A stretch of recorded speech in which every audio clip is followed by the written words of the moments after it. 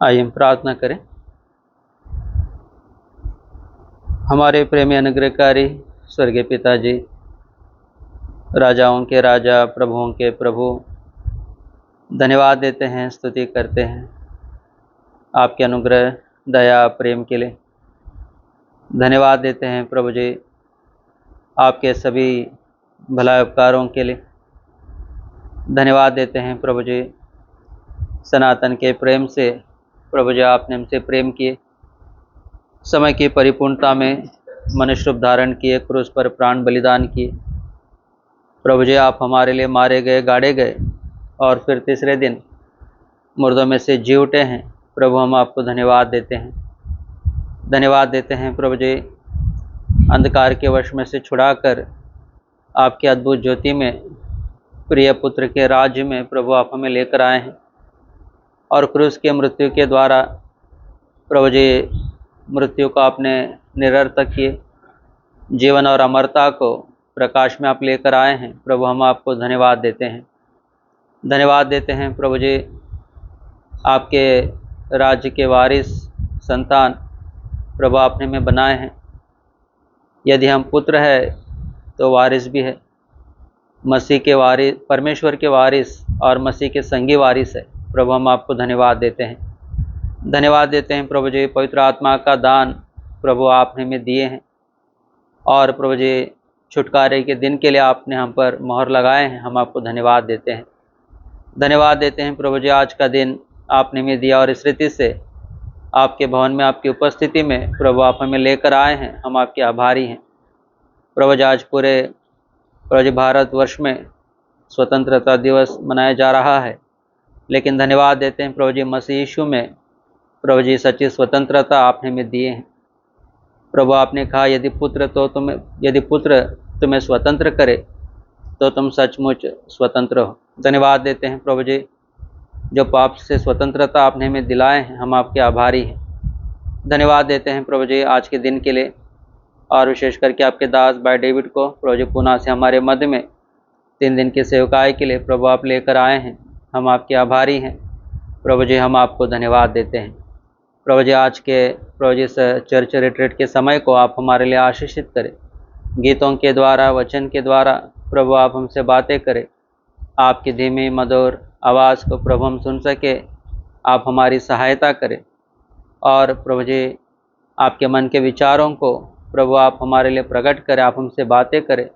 आपकी धीमी मधुर आवाज़ को हम सुन सके, सहायता करें।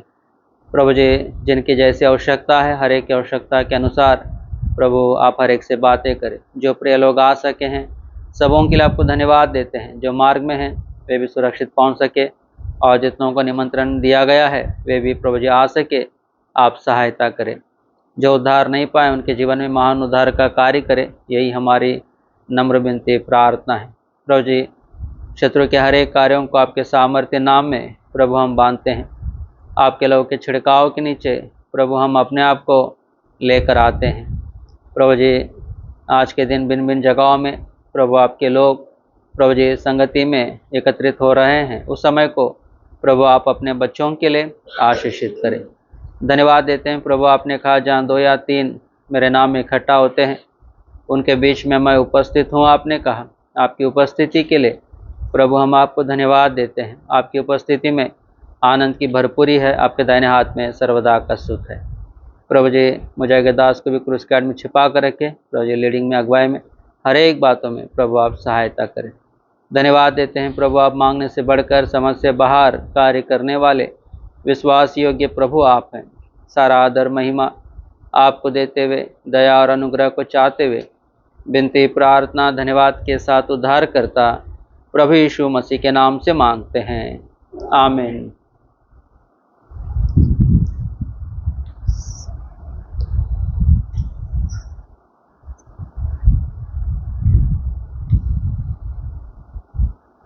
चढ़ाता हूँ मैं धन्यवाद प्रभु क्रूस के उस प्रेम के लिए। बड़ी गीत किताब में कृपया नंबर देखिए।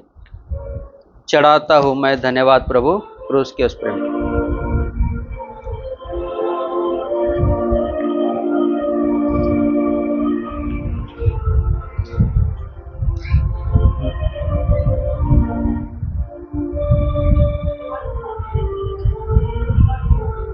142, बड़े गीत किताब में 142, 142, चढ़ाता हूं मैं धन्यवाद प्रभु क्रूस के उस पर।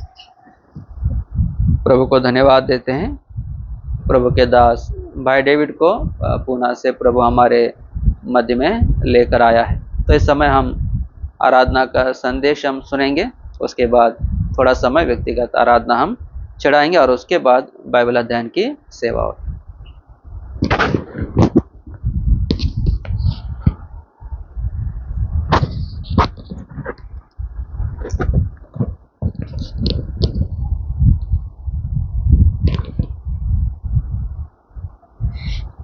आराधना में जाने से पहले यशायाह की किताब उसका 6 अध्याय, यशायाह की किताब 6 अध्याय उसका 3रा वचन हम सब मिलकर पढ़ेंगे। यशायाह की किताब 6 अध्याय उसका 3रा वचन हम सब मिलकर पढ़ेंगे। पढ़िए। One cried unto another and said, Holy, holy, holy is the Lord of hosts, whole earth is full of his glory. प्रार्थना करेंगे। प्रेमी स्वर्गीय पिता, पढ़े हुए इस वचन के भाग को आशीष करे, हमारे मन पवित्रता से शोभायमान होकर आपको दंडवत करने के लिए तैयार करे। आपके गुणों को देखते हुए, आपके प्रेम को, आपके बलिदान को स्मरण करते हुए हम आपकी आराधना कर सके। इस वचन के द्वारा हम सभी से बातें करें, प्रभु यीशु मसीह के नाम में मांगते हैं, आमीन।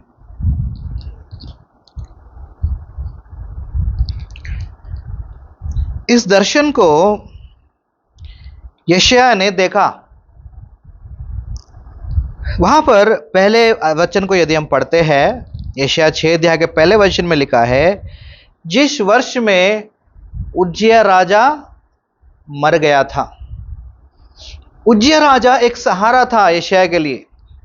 उज्जिया राजा बहुत अच्छा राजा था, प्रभु के काम वो कर रहा था, और एक नबी के लिए बहुत अच्छी बात है कि राजा भी नबी के साथ काम करे। लेकिन अचानक ऐसी परिस्थिति आई कि राजा मर गया और यशायाह बहुत ही निराशा में था। उस निराशाजनक हालत में जब वो प्रभु के घर गया, उसने एक अद्भुत दर्शन को देखा। इस दर्शन में उसने देखा, पढ़िए 2रा वचन, क्या दिखाई दिया उसे? ऊंचे पर सरापा दिखाई दिए। हाँ, 6 पंख थे। 2 पंख से अपने मुंह को ढांपे थे, 2 से अपने पाँव को, 2 से उड़ रहे थे। इस दृश्य को वो देख रहा है। सेराफिम है, वहां पे किरूब है, वहां स्वर्गदूत है। एक सुंदर सा दृश्य, स्वर्ग का दृश्य, खुला हुआ दृश्य यशायाह देखता है। देखने के बाद 3रे वचन को जो हमने पढ़ा, उसने एक आवाज को सुना, पवित्र पवित्र पवित्र, होली होली होली। 3 बार स्वर्गदूत कह रहे। प्रभु यीशु मसीह के बारे में भी, प्रभु यीशु मसीह के पवित्रता के बारे में भी 3 बातें हम बाइबल में से देखते हैं। देखिए, पहला यूहन्ना 3 अध्याय और इसका 5 वचन। पहला यूहन्ना 3 अध्याय उसका 5 वचन। तुम जानते हो कि वो इसलिए प्रकट हुआ, तुम जानते हो वो इसलिए प्रकट हुआ कि पापों को हर ले जाए, पापों को हर ले जाए, और उसके स्वभाव में पाप नहीं। प्रभु यीशु मसीह की पवित्रता के बारे में पहली बात यह है, उसके स्वभाव में क्या नहीं है? बताइए, उसके स्वभाव में क्या नहीं है? स्वभाव में ही नहीं है। पहली बात, प्रभु यीशु मसीह के स्वभाव में ही पाप नहीं है। 2 कुरिन्थी 5 अध्याय उसका 21 वचन पढ़िए। 2 Corinthians 5:21। जो पाप से अज्ञात था जो पाप से अज्ञात था उसी को उसने हमारे लिए पाप ठहराया उसी को उसने हमारे लिए पाप ठहराया कि हम उसमें होकर परमेश्वर की धार्मिकता बन जाए। कि हम उसमें होकर परमेश्वर की धार्मिकता बन जाए। पहली बात है, प्रभु यीशु मसीह के स्वभाव में पाप नहीं था। दूसरी बात है, वो पाप से अज्ञात था। तीसरी बात, सेकंड पीटर दूसरा पत्रस, माफ कीजिए, पहला पत्रस दूसरा अध्याय, पहला पत्रस दूसरा अध्याय 22 वचन। न तो उसने पाप किया ना तो उसने पाप किया और न उसके मुंह से छल की कोई बात निकली। ना तो उसके मुंह से छल की कोई बात निकली। तो तीन बात हम देखते हैं, उसके स्वभाव में पाप नहीं था। दूसरी बात, पाप से अज्ञात था। तीसरी बात, उसने पाप किया नहीं। तो स्वर्गदूत कहते हैं पवित्र पवित्र पवित्र। ये दृश्य यशायाह देख रहा है, परमेश्वर की पवित्रता को वो देख रहा है। उसके बाद देखिए एक और बात वो समझ रहा है। पढ़िए अय्यूब की किताब 25 अध्याय उसका 5 वचन। अय्यूब की किताब 25 अध्याय 5 वचन। देख उसकी दृष्टि में उसकी दृष्टि में चंद्रमा भी अंधेरा ठहरता चंद्रमा भी अंधेरा है और तारे भी निर्मल नहीं ठहरते। परमेश्वर की दृष्टि में चांद कैसा है? अंधेरे के समान है। किस समान है? अंधेरे के समान। और तारे भी निर्मल नहीं ठहरते। एक और बात पढ़िए अय्यूब 15 का 15। देख वो अपने पवित्र जनों पर भी विश्वास नहीं करता और स्वर्ग भी उसकी दृष्टि में निर्मल नहीं है। स्वर्ग भी उसकी दृष्टि में निर्मल नहीं है। और स्वर्ग जैसा सुंदर जगह, साफ जगह, सुथरा जगह कहीं होगा क्या? है ना। हमारे भूसावल से तुलना करें तो स्वर्ग कितना सुंदर होगा, कितना साफ होगा, है ना।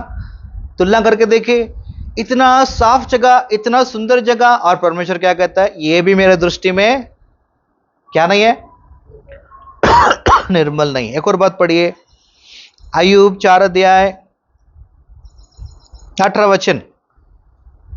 देख वो अपने सेवकों पर भरोसा नहीं रखता देख वो अपने सेवकों पर भरोसा नहीं रखता और अपने स्वर्गदूतों को भी दोषी ठहराता। स्वर्गदूतों को भी दोषी ठहराता है। ये बात बहुत अजीब लगा पढ़ के, क्योंकि एजिकियल में यदि आप पढ़ेंगे, स्वर्गदूत बिजली के जैसे जाते हैं, बिजली के जैसे आते हैं।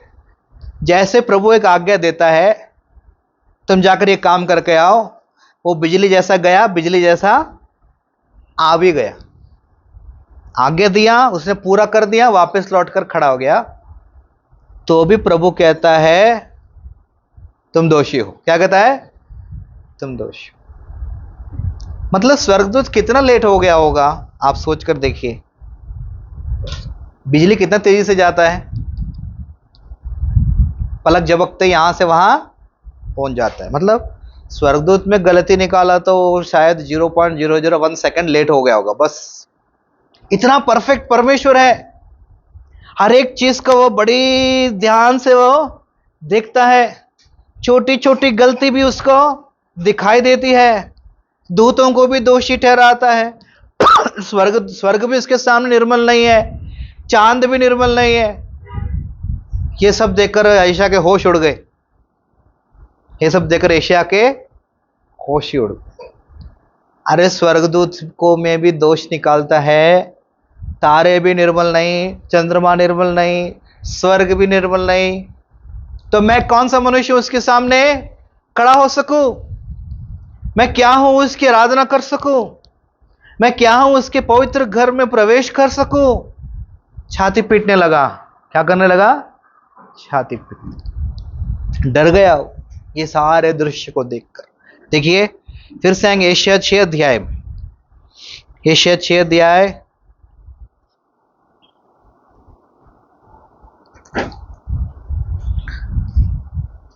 4 वचन पढ़िए। और पुकारने वाले के शब्द से देवियों की नींव डोल उठी और भवन धुएं से भर गया। भवन किससे भर गया? धुएं से भर गया। भवन पूरा धुएं से भर गया। ये धुएं से भरना क्या दर्शाता है? उसके कई अर्थ है, लेकिन बाइबल में देखिए भजन संहिता 18 अध्याय, भजन संहिता 18 अध्याय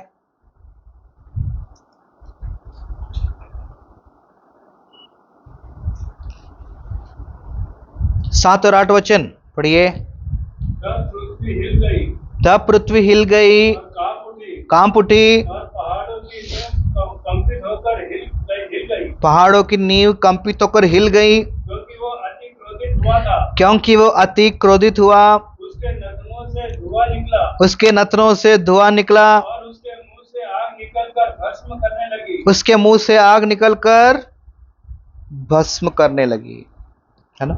धुआं किस बात को दर्शाता है? भजन संहिता में यदि हम पढ़े, परमेश्वर के क्रोध को दर्शाता है। धुआं से भर गया। धुआं से भरते ही ये बात देखकर यशायाह को स्मरण आया, परमेश्वर क्रोधित है। किससे क्रोधित है? पढ़िए भजन संहिता 7 अध्याय का 11 वचन, हम सब मिलकर पढ़ेंगे। भजन संहिता 7 अध्याय 11 वचन।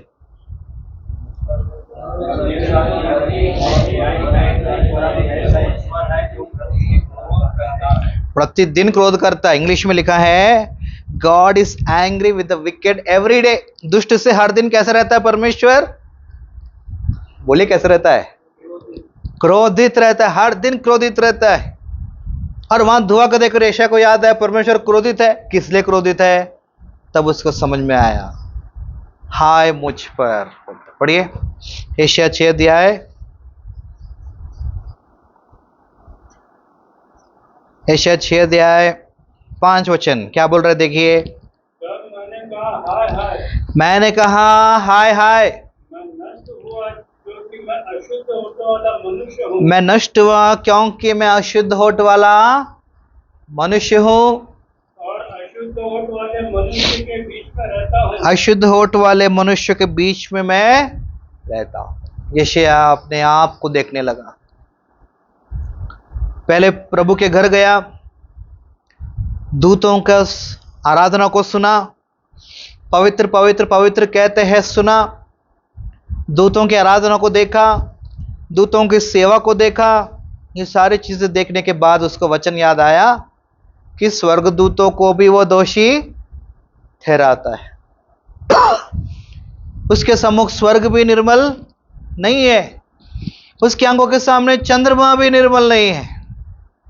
तो मैं क्या मनुष्य हूं कि मैं उसके सामने खड़ा रह सकूं? मेरे अंदर क्या लायक है मैं उसके सामने खड़े होकर उसकी स्तुति कर सकूं? इसलिए कहने लगा जोर जोर से, हाय हाय मैं नष्ट हुआ। क्या कहता है? हाय हाय मैं नष्ट हुआ। इंग्लिश में लिखा है फॉर आई एम अनडन, मैं काटा गया। ऐसे लिखा, बीच में मैं काटा गया, मैं नष्ट हो गया। ऐसे वो छाती पीटने लगा और क्या कहा? मैं कौन से होठ वाला मनुष्य हूं? अशुद्ध होठ वाला मनुष्य। इसका मतलब क्या है अशुद्ध होठ? पढ़िए लेवी व्यवस्था 13 अध्याय का 45 वचन। लेवी व्यवस्था 13 का 45।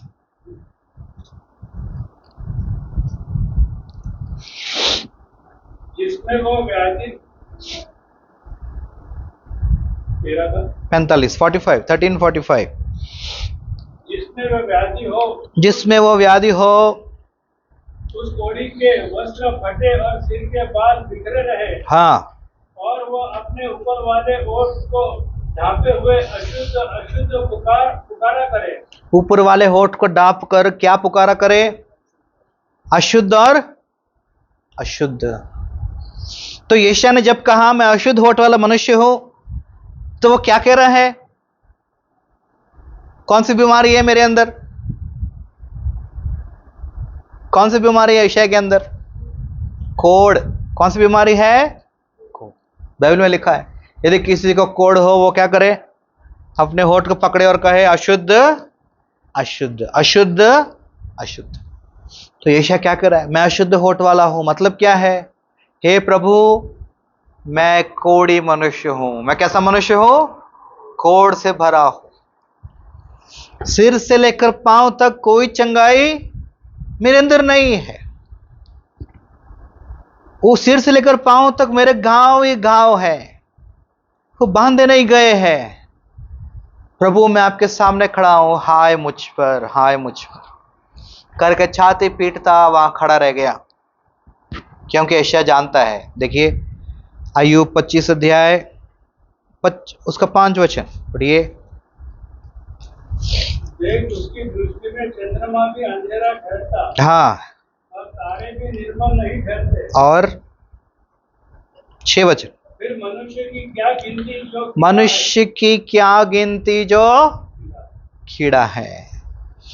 प्रभु, मैं तो एक कीड़ा हूं, आपकी दृष्टि में मैं कीड़े के समान हूं।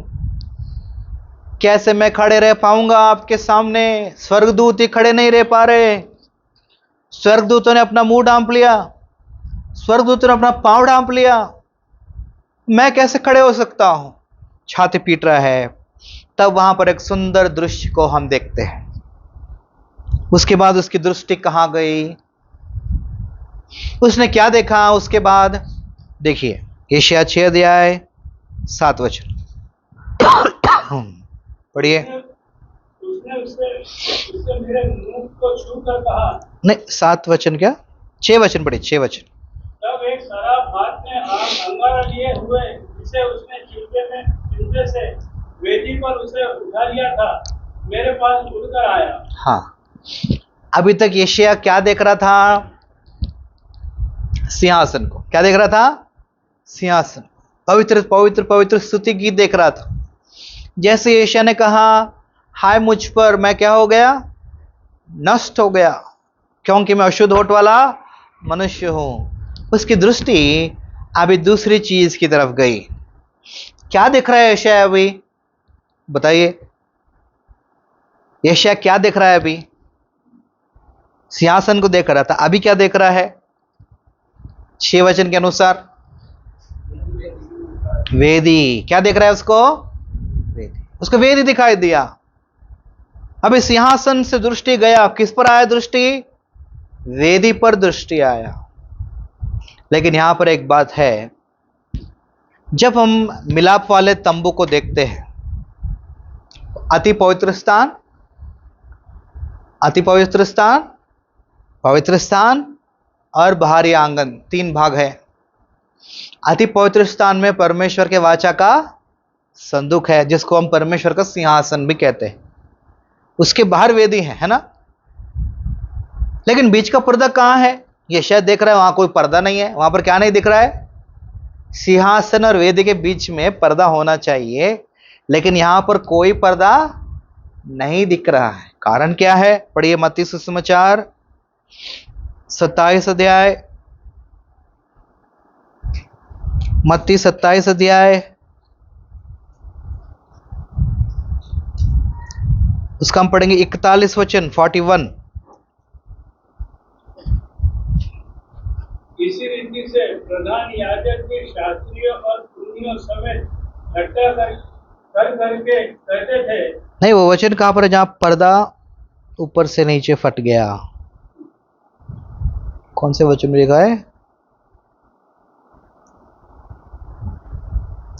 लूका में क्या? 51 पढ़िए 51।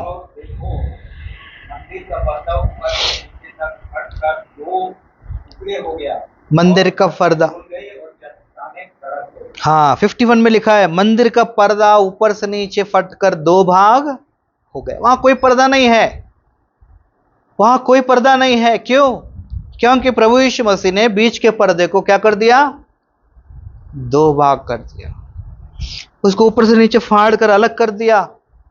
अभी वहां कोई पर्दा नहीं है। यशायाह बिल्कुल वहां खड़े होकर देख रहा है, सिंहासन वेदी के बीच में कोई पर्दा नहीं है, मनुष्य और परमेश्वर के बीच में कोई पर्दा नहीं है, क्योंकि प्रभु यीशु मसीह ने बीच वाले उस दीवार को, उस पर्दे को क्या कर दिया? हटा दिया है, इसलिए वेदी उसको दिखाई दिया। तो वेदी पर से उसने क्या उठाया? पढ़िए यशायाह 6 अध्याय का 6 वचन में, वेदी पर से उसने जलते हुए अंगारे को लिया। उस वेदी पर आग आया है। वेदी पर क्या आया? आग आया।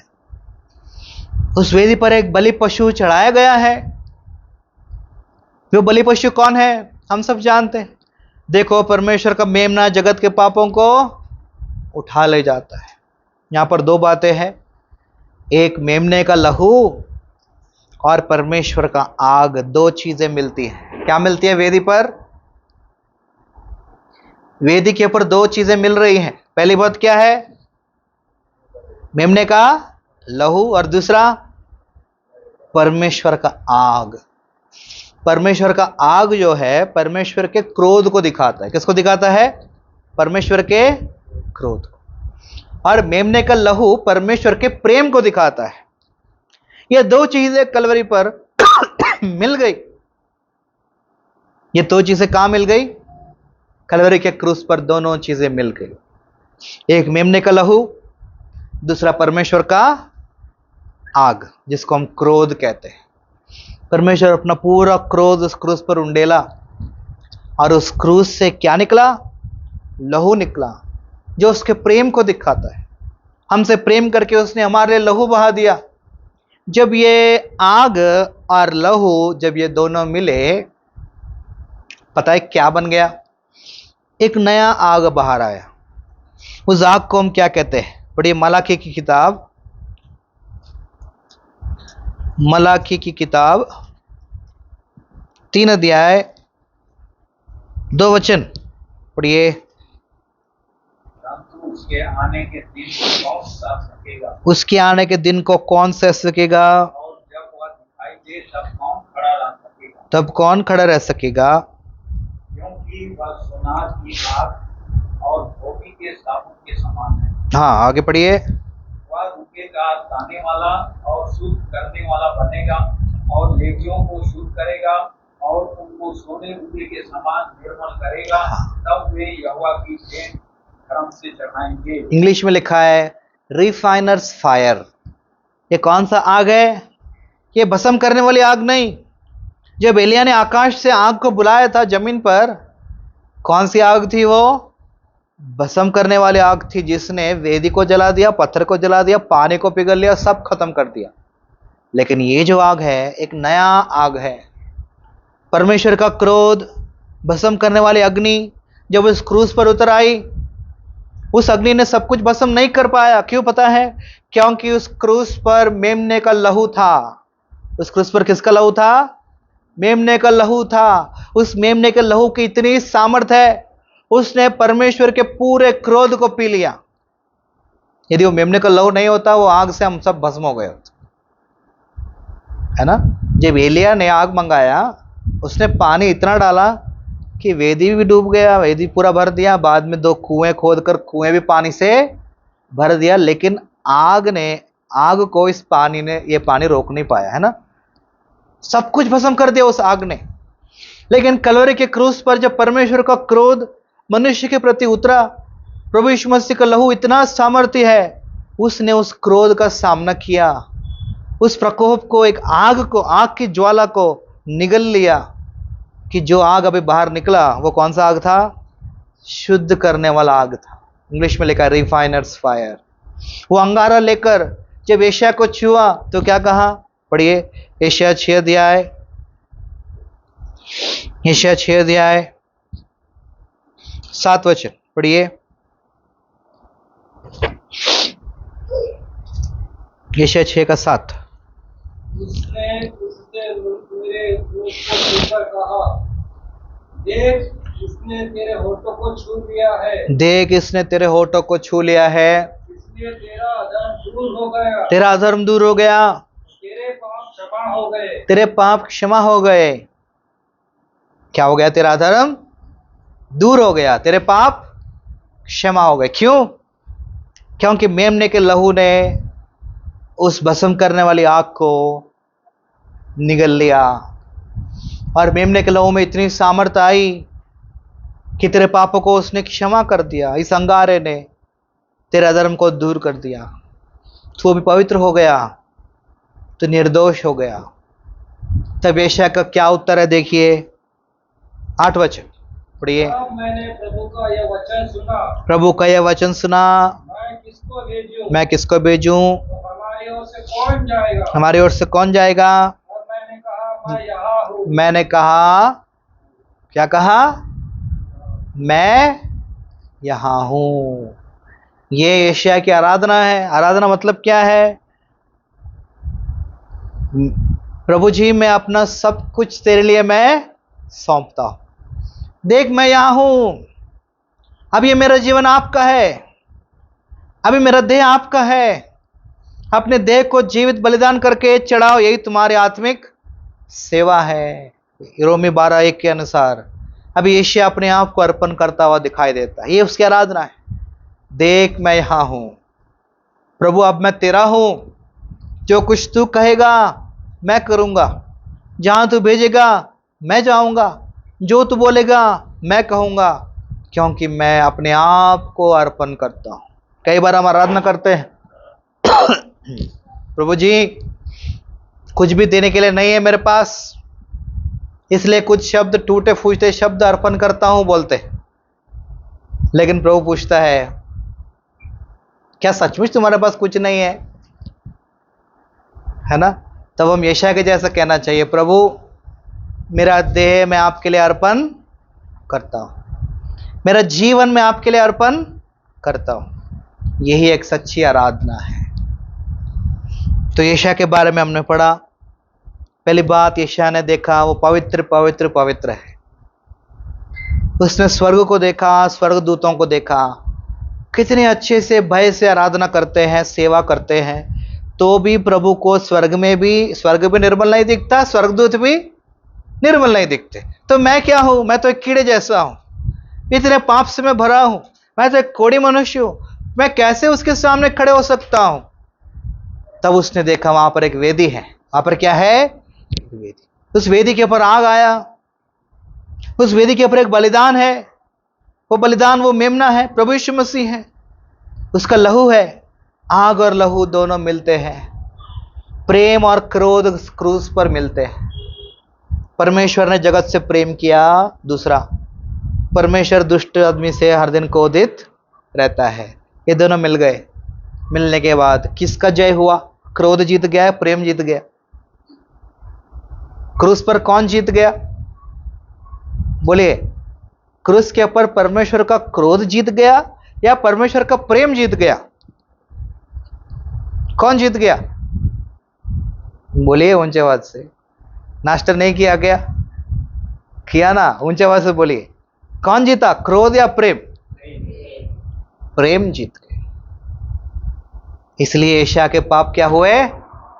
माफ हुए। नहीं तो यशायाह उस दिन खत्म हो जाना था उस आग की ज्वाला। प्रेम जीत गया और वो प्रेम हम तक आया। अभी एक और बात है, हम जो आराधना करते हैं स्वर्गदूतों की आराधना से बहुत अलग है। इसलिए प्रभु हमारी आराधना को बहुत चाहता है। कारण क्या है पता है? स्वर्गदूतों का आराधना एक ही तरीका है। क्या है? दिन रात क्या कहते हैं बताइए? स्वर्गदूत क्या कहते हैं दिन रात? बस इतना ही कहते हैं, पवित्र पवित्र पवित्र सेना का हुआ पवित्र। इसको बोलेगा पवित्र पवित्र पवित्र सेना का हुआ पवित्र है। दूत क्या जानते हैं? परमेश्वर के बारे में एक ही बात जानते हैं, वो कौन है? पवित्र है। लेकिन आप क्या जानते हैं? आप क्या जानते हैं?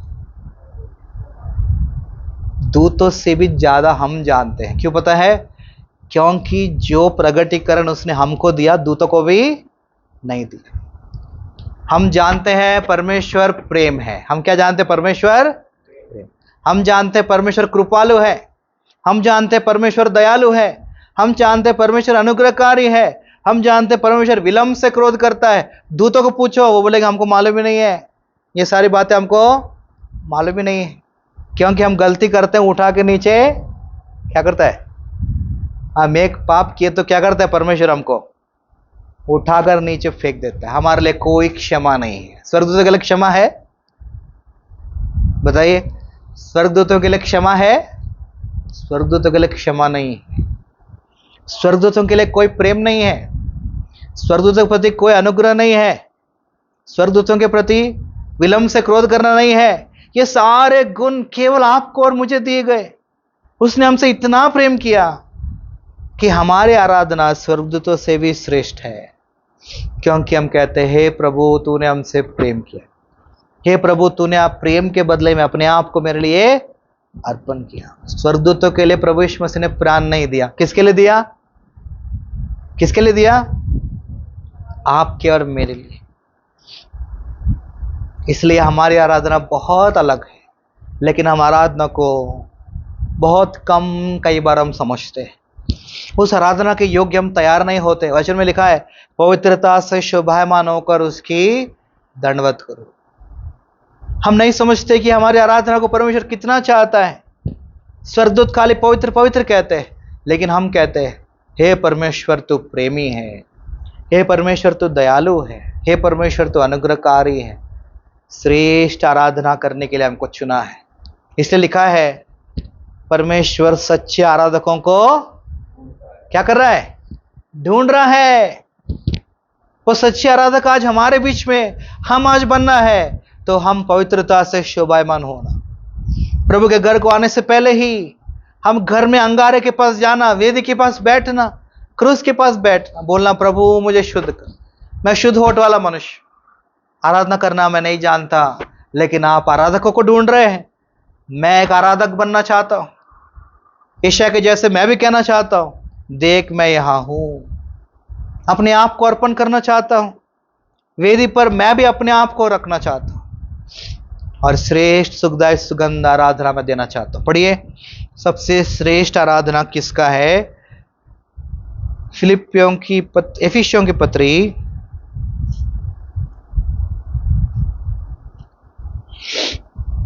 5 अध्याय 2 वचन पढ़िए। और प्रेम में चलो जैसे मसीह ने भी तुमसे प्रेम किया, हाँ, और हमारे लिए अपने आप को सुखदायक सुगंध के लिए परमेश्वर के आगे भेंट करके बलिदान कर दिया। प्रभु यीशु मसीह ने अपना जीवन परमेश्वर के सामने सुखदायक सुगंध करके भेंट दे दिया। तो हम भी अपने देह को, अपने जीवन को एक सुखदायक सुगंध के भेंट के जैसा हम प्रभु को दे, जिससे प्रभु की महिमा हो, जिससे हमारी आराधना ग्रहण की जाए। प्रभु इस वचन को आशीष करे।